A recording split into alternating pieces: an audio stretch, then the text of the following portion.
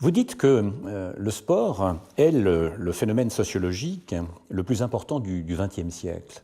Et en même temps, ce qui pourrait paraître paradoxal, vous dites que le sport est un impensé, un incritiqué. Comment penser cela en même temps? Non seulement c'est un impensé et un incritiqué, mais c'est peut-être aussi presque un crime de critiquer le sport. C'est quelque chose qui vous classe du côté des mauvais, des méchants ou des grincheux, voire des anti-contemporains, des anti-modernes. Donc c'est un classement qui vous déclasse. Donc c'est pas seulement un impensé, je crois que c'est aussi un tabou. C'est un impensé parce que c'est un tabou. Mais phénomène central, pas marginal, peut-être arrivera-t-il dans 3 siècles, 4 siècles, que les historiens de ce lointain futur appelleront notre époque le siècle ou les siècles du sport, comme on parle, ils appelleront les siècles du sport avec consternation, j'en suis persuadé, comme on parle du siècle des Lumières, du romantisme, voilà, c'est quand même le phénomène le plus... Mettons-nous sur une autre planète, mettons-nous sur Mars, regardons la Terre, et on voit toute la Terre s'amuser, faire des courses, s'amuser sérieusement, nous reviendrons là-dessus, faire des courses à pied, des courses de bicyclette, des jeux de ballon. Ce n'était pas le cas il y a 3 siècles, ce ne sera pas le cas probablement 3 siècles après. Imaginons une conversation au Café du Commerce en 1890. Aujourd'hui, aller au Café des Sports, au Café du Commerce, on va commenter les matchs de football, les arrivées du Tour de France, mais en 1890, non, on ne parlait pas de ça. Dans la mesure où les civilisations extra-européennes entrent dans le système sportif, elles adoptent à la longue ce que l'Europe a créé au moment de la révolution des temps modernes. Si vous voulez, ça peut être... l'Iran s'intéresse au football. Mais quand l'Iran entrera dans le jeu de la compétition, vous me direz, ce sera une bonne nouvelle. Sait-on jamais. Mais quand l'Iran entrera dans le jeu de la compétition, Coupe du monde de football, etc., très sérieusement, et adoptera les, entre guillemets, valeurs sportives qui sont à l'origine des valeurs européennes modernes du XVIIe siècle, eh bien, l'Iran s'européanisera, s'occidentalisera. Je ne crois pas que nous assistons à la défaite de l'Occident, mais alors sans doute est-ce là pour le pire, avec le sport, la mondialisation du sport, nous assistons au triomphe de l'Occident par la conversion de toutes les autres ères civilisationnelles à ce que l'Occident a inventé au XVIIe siècle avec la modernité. Il est frappant de remarquer que les sportifs ne parlent jamais d'esprit ou d'âme, mais ils parlent, comme de plus en plus les coachs d'entreprise, de mental.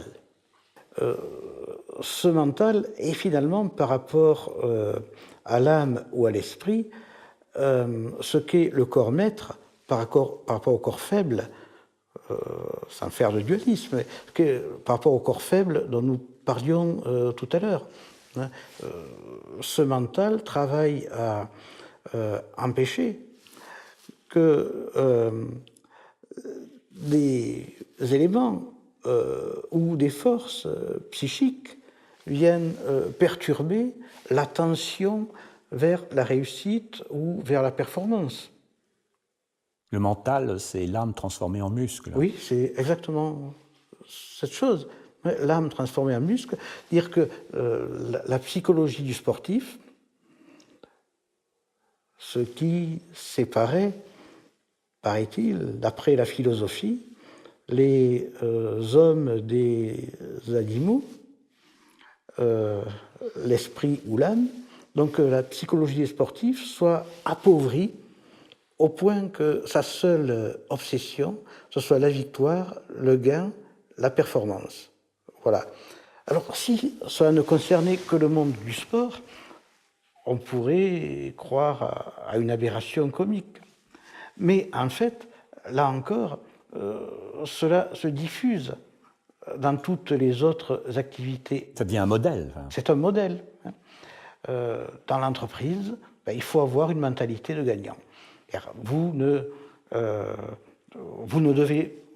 pouvez pas posséder, comme possédaient vos ancêtres, un esprit ou une âme.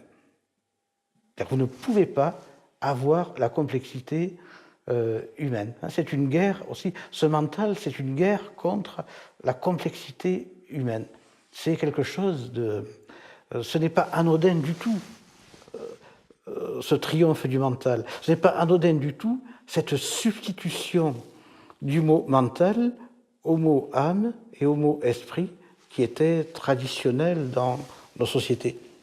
L'homme sans souci, usiné par le sport et par les industries du divertissement. Je peux citer Renaud Camus, il les appelle les industries de l'hébétude. C'est joli comme formule, une industrie de l'hébétude. L'homme qui ne penserait plus qu'à la fête, on ne peut pas ne pas penser à Homo festivus. On pense à Homo festivus, on pense à Philippe Muret. Alors on voit qu'on est avec ce type d'homme très très loin. Revenons à Lévi-Strauss, revenons à Pierre Clastres ou à Malinowski. On est très très loin de l'homme des origines, de l'homme primitif, qui lui est l'homme hanté par le souci, qui n'est pas du tout l'individu moderne. Alors l'individu moderne ou Homo festivus, c'est-à-dire l'homme dont tout l'imaginaire est articulé au cosmos, au rôle, c'est un imaginaire cosmique. L'individu moderne est plutôt acosmique. Bon, cela, tout le monde le sait. Et donc, il ne faut pas croire que cet homo festivus, cet homme sans souci dont je parle, que ce soit un retour à l'homme primitif, c'est exactement, hélas, le contraire. C'est une rupture avec l'homme. Et le message que je porte là est à la fois un message désabusé, assez triste, mais c'est aussi un message humaniste, c'est-à-dire un message de valorisation de ce qu'a été l'homme jusqu'au type de société déshumanisante, négumanisante, dans lequel nous sommes entrés, et processus dans lequel le sport a une importance centrale. Pour reprendre une expression de Renaud Camus, serions-nous des inhéritiers? Vous parlez de tous ces héritages avec lesquels on rompt cette absence au fond de mémoire, de continuité. Et dans quelle mesure le sport ferait en particulier de nous des inhéritiers? D'abord parce que le sport, c'est le contraire, je crois, de l'histoire. Voilà. Nous avons parlé tout à l'heure d'interchangeabilité, peu importe qui a gagné et quand. C'est le contraire de l'histoire, c'est l'anecdote. Bon. Et l'importance prise par le sport dans nos sociétés, je crois qu'elle se fait... Bon, c'est le contraire de l'histoire, ça signifie... c'est l'articulation au temps court, l'être humain prisonnier de l'instant, qui est dans l'instant comme dans une cage, et qui ne peut plus voir. Il y a eu beaucoup de critiques du présentisme, vous citiez Baudrillard par exemple, et qui ne peut plus voir au-delà de cette cage. Le sport favorise cela. Vous dites que le sport, c'est l'anti-jeu et le jeu, c'est l'anti-sport. Voilà une formule qui peut faire du bruit.